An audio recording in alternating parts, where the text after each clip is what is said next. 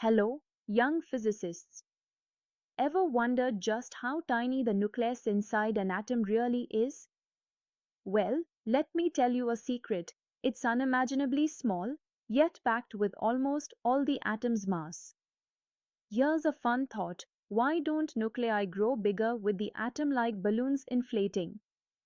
Because nucleons, the protons and neutrons inside, stick together very tightly and arrange themselves in a very specific way. Now, we define the size of a nucleus by its radius, which we call R. Interestingly, this radius depends on the mass number A, which is simply the total number of protons and neutrons, through an empirical formula. The formula goes like this: R equals R naught multiplied by a raised to the power 1/3. Here, R naught is a constant, approximately 1.2 times 10 to the power minus 15 meters. This tiny length scale is sometimes called 1 femtometer or 1 Fermi. The cube root, or 1/3 power, dependence tells us something really cool. The volume of the nucleus is proportional to A because volume scales as radius cubed. That means the nucleons inside the nucleus are roughly uniformly spread out, almost like peas in a pod. And about that constant R naught, it's not random. It's carefully fitted using data from scattering experiments where particles bounce off nuclei, giving us clues about their sizes, and from nuclear density measurements. So, the formula isn't just a guess, it's backed by experimental evidence showing how nature cleverly designs atomic nuclei sized just right. Welcome back. Now that we know how to estimate nuclear radius, it's time to talk about something equally fascinating: the volume and density of the nucleus. Imagine the nucleus is a tiny, perfect sphere, kind of like a tiny billiard ball, but a million times smaller.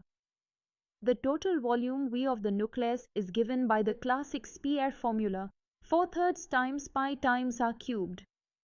But since R equals R naught times A to the 1/3, when we cube R, the A to the 1/3 becomes just A, because 1/3 times 3 equals 1.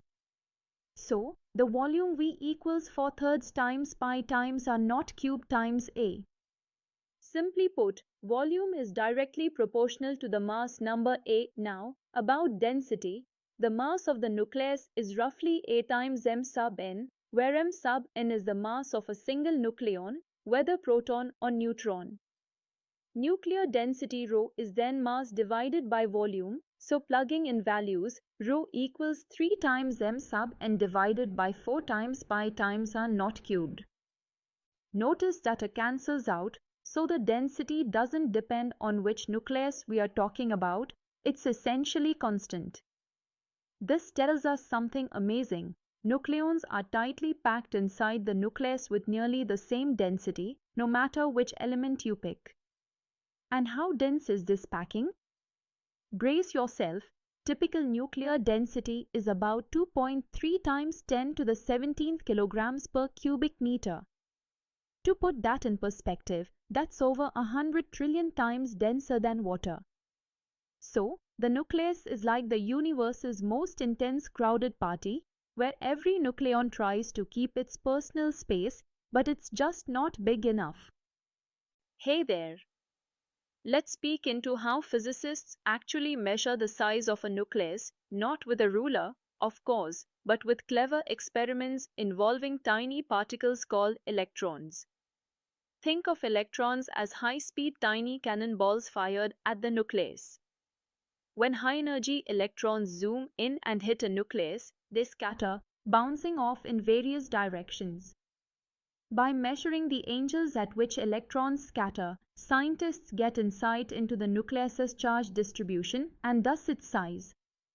This is similar to how an ultrasound works, but on a much tinier scale. The scattering creates a diffraction pattern, kind of like ripples when you throw a stone into a pond. This diffraction pattern lets physicists calculate something called a form factor, which tells us how the nuclear charge density varies with distance from the center. Interestingly, there is a sharp drop in scattering intensity at specific angles, implying the nucleus has a fairly well-defined surface, not a fuzzy cloud. This means the boundary between the nucleus and empty space outside is relatively sharp, like a soap bubble's surface rather than a fog. Plotting all this data confirms the relationship between the radius and mass number. The radius is proportional to A⁴. Moreover, the spherical model of the nucleus fits the observations beautifully, reinforcing our understanding of nuclear geometry. Hello again. Let's put our knowledge to work with a practical example. Suppose we want to find the radius of a gold nucleus which has a mass number A of 197. We know the empirical constant R naught is 1.2 times 10 to the power negative 15 meters. The formula we use is R equals R naught multiplied by a raised to the power 1/3.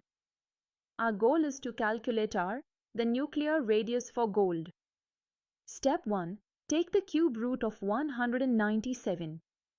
If you picture it, the cube root is the number which when multiplied by itself 3 times equals 197. That's approximately 5.82. Next, multiply R naught by this number, 1.2 times 10 to the minus 15 meters times 5.82. That equals roughly 6.98 times 10 to the minus 15 meters. We can round that to 7.0 femtometers since 1 femtometer equals 1 times 10 to the minus 15 meters. This value is reasonable and matches well with other heavy nuclei. So, gold's nucleus is a tiny sphere about 7 femtometers across, much smaller than you might imagine but packed with lots of protons and neutrons.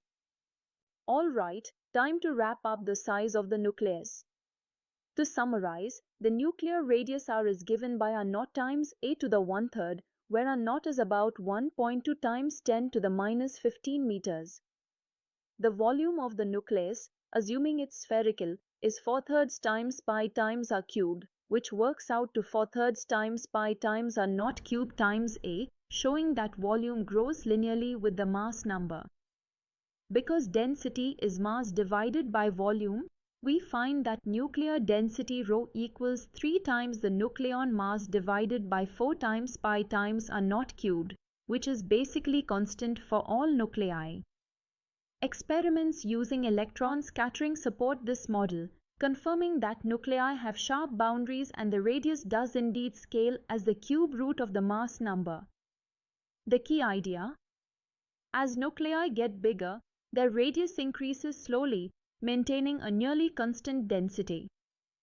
So whether it's hydrogen or gold, nuclear matter remains one of the densest forms of matter in the universe. Physics often surprises us by uniting simple formulas with profound truths, and this is a perfect example. That is it for today's concept.